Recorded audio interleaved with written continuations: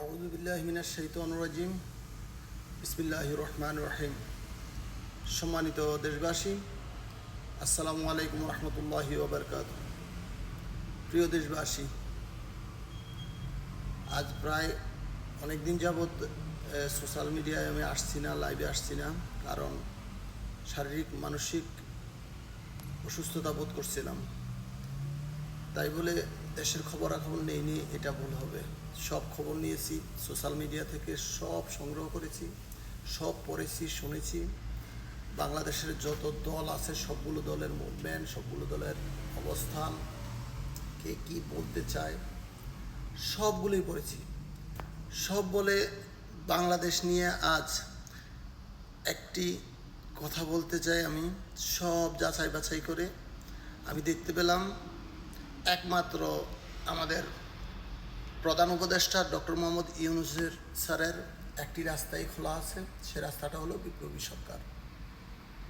আমার মনে হয় উনি অচিরেই বিপ্লবী সরকারটা গঠন করবেন, কেননা বিএনপির অবস্থান, জামাতের অবস্থান, অন্যান্য দলগুলোর অবস্থান, এমনকি আওয়ামী লীগেরও যেই তৎপরতা, সব মিলিয়ে শুধু একটা রাস্তাই খোলা আছে সরকারের, বিপ্লবী সরকার।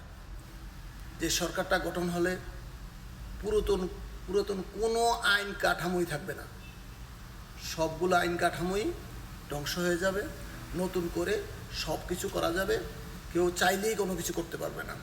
তাই আমি বলছি অচিরেই বিপ্লবী সরকার গঠন হবে। বিপ্লবী সরকার গঠন হলে দেশবাসী স্বস্তিতে থাকবে, ডক্টর ইউনূস তার মন মতো কাজ করতে পারবে, 24-এর বিপ্লবীরা তাদের বিপ্লবের স্বাদ গ্রহণ করতে পারবে, শহীদি ফ্যামিলিরা তাদের শহীদের মর্যাদা পাবে। ঠিক এইভাবেই বাংলাদেশটাও স্বাধীনভাবে চলতে পারবে, বাংলাদেশের মানুষেরা স্বাধীনতা খুঁজে পাবে। এই জন্য আমি বলছি, আপনারা অতি শীঘ্রই আমার মনে হয় দেখবেন ডক্টর মোহাম্মদ ইউনূস, সে একা করবে না, সবাইকে সব দিক থেকে ওরা সবাই বলবে লও বিপ্লবী সরকার গঠনই করি, সবার সাপোর্ট নিয়েই বিপ্লবী সরকার গঠন করা হবে ইনশাআল্লাহ। আমি বলে দিলাম, আজ নির্বাচন এখন হচ্ছে না, বিপ্লবী সরকার গঠন হচ্ছে সামনে। নির্বাচন নিয়ে কাবা জাবা শোভা ঠোবা যতই যাই করেন কিচ্ছুই লাভ নেই।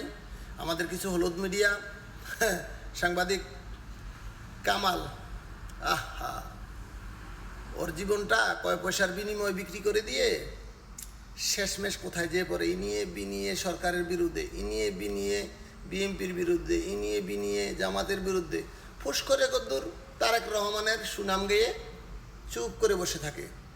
ওনাকে জনগণ ঠিক মতো জুতা পিটা করবে সময় মতন, এটা বলে দিলাম লাস্ট। এই বলে আমার কথা শেষ করলাম। আসসালামু আলাইকুম ওয়া রাহমাতুল্লাহি ওয়া বারাকাতুহু।